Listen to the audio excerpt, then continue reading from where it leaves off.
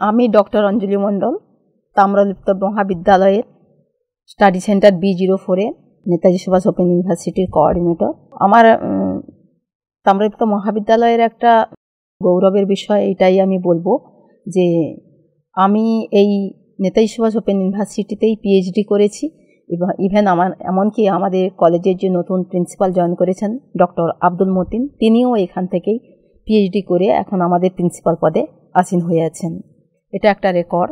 আর একটা কথা বলবো যে আমি অ্যাসিস্ট্যান্ট প্রফেসর, তো তা সত্ত্বেও আমি নেতাজি সুভাষ ওপেন ইউনিভার্সিটির সঙ্গে কাউন্সিলর হিসাবে হলদা গভর্নমেন্ট কলেজে 2000 সালে জয়েন করি। তারপরে আমি 2008-এ তাম্রলিপ্ত মহাবিদ্যালয়ে অ্যাসিস্ট্যান্ট প্রফেসর হিসেবে জয়েন করি। এখন আমাদের স্টাডি সেন্টারে যে সূচনা কালটা হয়েছিল 1997 সাল।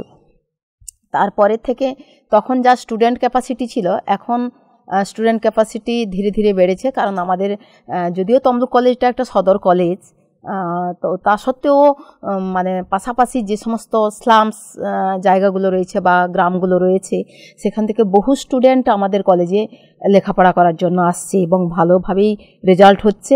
এবং খুব অ্যাক্টিভভাবে আমি কোঅর্ডিনেটর হিসাবে যেটুকু হেল্প করার স্টুডেন্টদেরকে সেইভাবে হেল্প করছি।